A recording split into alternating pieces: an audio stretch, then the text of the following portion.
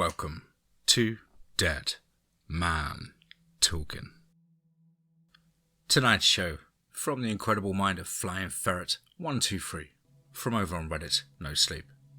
As ever, please do let us know what you thought down below in the comments box. Please do like and share.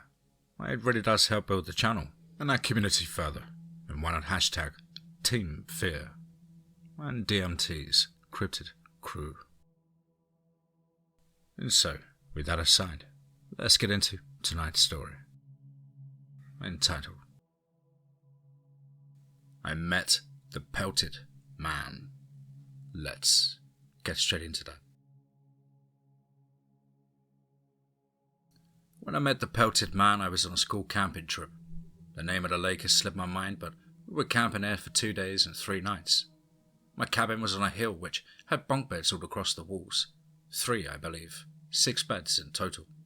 The campsite was the highest budget, but it was a school tradition to go there every year, and our class was following it.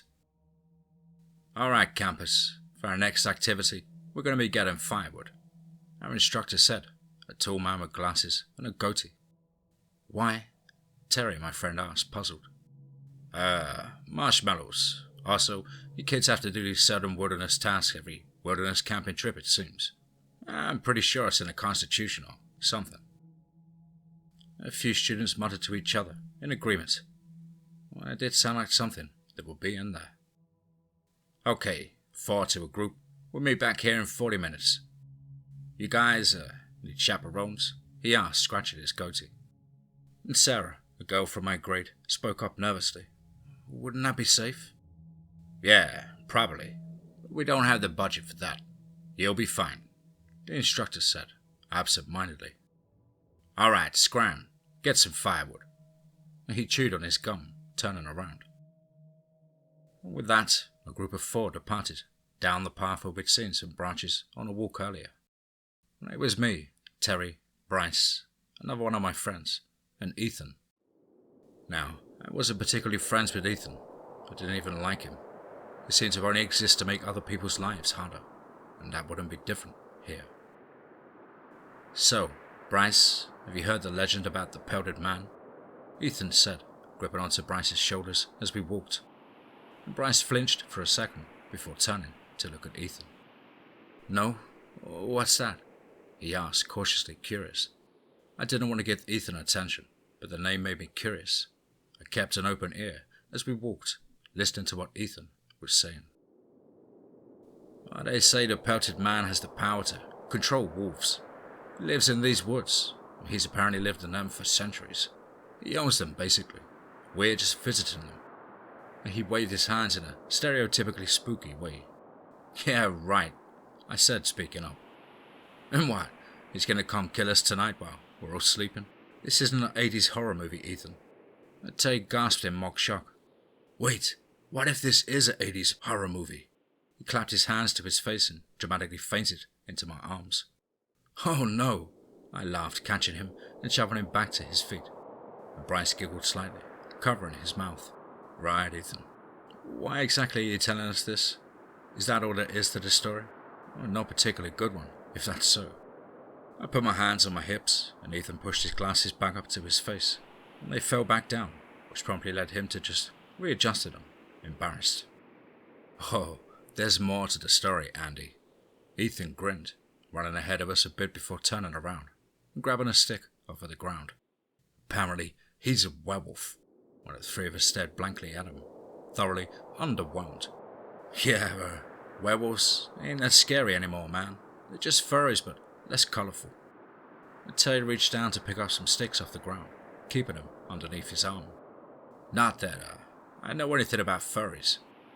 You aren't letting me finish, Ethan said, running back over to us, carrying sticks. Okay, continue. Well, this was the problem with Ethan. He always wanted to be centre of attention, even when nobody else cared. Right, so, you know about the werewolf skin? He said. Werewolf skin? Bryce asked, raising an eyebrow. We got onto the place where we'd seen lots of sticks earlier. A pretty patch of trees with plenty of branches laid on the ground, knocked off by nature, or something. And I walked ahead a little bit and started gathering some. Yes, werewolf skin. According to some legends, werewolves actually transform by getting into the skin of a werewolf and fusing with it on a full moon. Werewolf skins can increase your lifespan by 30 years if you're wearing it. Terry nudged me as Ethan talked, looking like he was about to burst out laughing. Holy shit, dude, it really is fursuits. I couldn't hold it in and burst out laughing, dropping the sticks that I was holding. Ethan stopped talking and stared at the two of us, a hurt expression on his face. You guys don't even care, do you? You just want to make fun of me. No, keep going. We care, I said, a wide grin on my face as I tried to suppress the laughter. Ethan clutched the sticks he was carrying and stormed off into the woods, leaving the three of us in the spot as Terry and I laughed. Bryce walked over to us, awkwardly smiling. First one. That was kind of mean. He was just trying to tell us a scary story to set the mood. It's fine. He'll get over it. Besides, he was just trying to scare us and it didn't work. I glanced over to where Ethan had left and continued picking up sticks, satisfied. Yeah, but... Never mind, Bryce said, pursing his lips. Looking back on it, I wish we'd been nicer to Ethan. He didn't deserve how rude we were. He was probably just trying to make friends. But we were kids, and judgmental kids at that. We just assumed he was trying to bully us, when in reality, we were probably the bullies. But Ethan didn't come back that night. By 9:40, the counsellors and teachers had gathered everyone outside of our cabins to declare that Ethan was missing. You three, Miss Price, our teacher, called me, Bryce and Terry over to talk to us in private. You went out there with Ethan. You were the last ones to see him. Why didn't he come back with you? A chill went through our trio. We knew we couldn't really tell her. Well, obviously, looking back on it, we should have just told her. But, as I mentioned before, we were kind of the bullies and we subconsciously realized it, and fearing that we'd be getting in trouble for telling the truth, our thoughts went to lies. We were getting sticks and Ethan walked off into this one clearing. I blurted out, followed by Terry's panic continuation. He went deeper into the woods to get sticks and he told us that he'd meet us back at camp. Miss Price stared at us for a moment before placing her palm to her head in frustration and sighing. Kids, we put you in groups specifically so you wouldn't split up. Oh, we said, and after a moment of awkward silence. It's alright. It's alright. We should have explained it better. Just go back to your cabins. We'll find your friend. And stay safe. We nodded and ran back to our cabins, eager to be out of this awkward situation. I can't believe Ethan dished us, man, Terry said as we walked back. Total attention stiller. He's probably just hanging out by some pond with some frogs or something. And Bryce, who'd stayed silent, suddenly spoke up, snapping at us. You guys are being awful. What if he got hurt? And it's our fault. Why didn't we tell her what actually happened? What, so he can just come back in a few hours and get pity points as some kind of victim? Well, that's what he wants us to do, Bryce. It's just another plea for attention. And I crossed my arms, rolling my eyes. But what if it isn't? What if he's actually hurt? Bryce pleaded, panic in his voice. I sighed as Terry kept walking ahead of us. Listen, we'll wait a couple of hours. If he still isn't back by then, we'll look for him. The three of us. You promise? Bryce asked, breathing heavily from the stress. Sure. Ethan didn't come back that night, and around 11, the three of us snuck out as I'd promised Bryce to find our acquaintance. We retraced our steps, being careful so the teachers and counsellors wouldn't see us. Once we got far enough away from the campsite, I got out my phone and turned the flashlight on, shining it around. Okay, stay close, I said, pointing it forward. Where do you guys think he could have gone? Terry asked, glancing around. You guys remember which way he went? I think he went that way, I said, after a moment of glancing around. We kept walking, and before long got to the patch of trees where Ethan had run off. Ethan? I yelled, shining my light around. Listen, we're sorry. Are you here? No response. Bryce turned on his phone flashlight too, followed by Terry. Okay, Well, maybe he's further ahead. No need to get worried, I said, glancing at Bryce, who was very much worried. We kept pushing on, going past the patch of trees and into the thicker, less explored woods. "Ethan, where are you? You're kind of causing a scene," Terry yelled, walking towards some trees. I ran ahead a little, searching around for any sign of Ethan. I wasn't searching as well as I should have.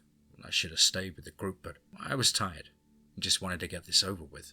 A stick snapped ahead of me and I froze. "Terry, was that you?" It wasn't Bryce. Well, he was right behind me. Leaves rustled as I waved my light around, getting a little frightened now. "Ethan?"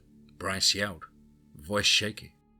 I took a few steps forward and stopped as I stepped on something, but it wasn't the ground. And I slowly looked down, hand trembling to see the skin laid there. Torn patches of it ripped cleanly off of something. It was laid out in a bunch on the ground, like something had peeled it off and discarded it. I screamed, almost dropping my phone and backing up. Skin! Skin! What? Bryce gasped, glancing at the skin before horror filled his face. Whose skin is that? Bryce asked, hyperventilating. I don't know, I stammered, unable to take my eyes away from it. My mind instantly made the connection. However, that wasn't Ethan's skin. Something had peeled off his skin, and we stared at it in horrified silence, until our shock was interrupted by a low, low growl from behind us. And standing there between the trees, engulfed in shadow, was a massive, drooling wolf on its hind legs. It stood at least 14 feet tall and with a hunchback of tattered fur patterns. I tried to comprehend what I was looking at as it stared at the two of us with amber eyes, and something's flesh stuck to its black, warped jaw. It looked like a wolfman, made of dozens of different pelts from other wolves, and I understood now. The werewolf skin. It was wearing so many werewolf skins, to the point where it barely even resembled a human. And then, that was it. The pelted man turned away from us, lumbering back into the woods. It had no interest in us, already having fed on Ethan shortly before. And Terry found the two of us 5 minutes later, standing there in shock and terror. And despite how many times he asked us what had happened, neither of us even told him. We were too scared, unable to process what we had just seen. We went back to our cabins, and the next day, the trip ended early.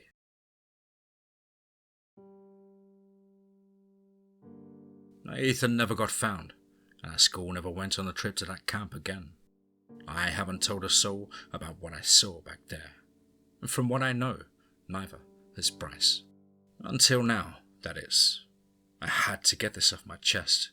I had to tell somebody. As far as I know, the pelted man is still in those woods, where it's always been. It was there before we came there, and it'll be there long after. I have no plans to ever go back there, not to risk myself being devoured by this thing, this wolfing monstrosity, whatever it is. I still remember those gleaming amber eyes staring at me from the darkness. And as I stare back, I remember Ethan's words. He owns the woods. We're just visiting them.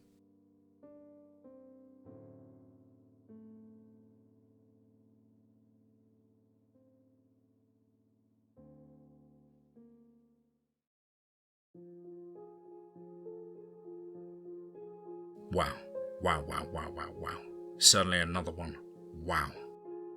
Short but a thoroughly entertaining story there. From our good friend FlyingFerret123 from over on Reddit, No Sleep. Big thank you, Flying, for allowing me to narrate your story on the show. Really did enjoy this one and found it quite refreshing on the whole werewolf lore. Of course, I hope you enjoyed my rendition and look forward to more of your work in the future. Well, guys and girls, as ever, you know the drill. Please do let me know what you thought down below in the comments box. Please do like and share. It really does help build the channel on our community further, and why not hashtag TeamFEAR and DMT's Cryptid Crew. Now, if you have a story you'd like to share on the channel, or would just like to get in touch with me, then please do so at the contact email, which is as on screen.